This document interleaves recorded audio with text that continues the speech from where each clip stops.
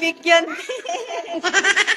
Wala, nabigyan din. Kahit wala sa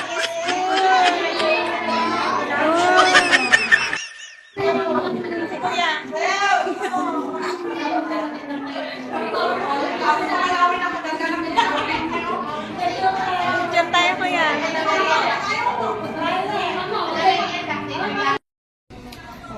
Ang sarap ah.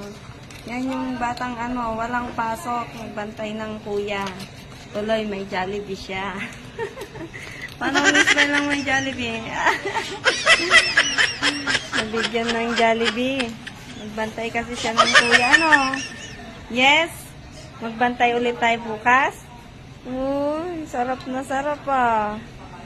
May cake pa siya, oo.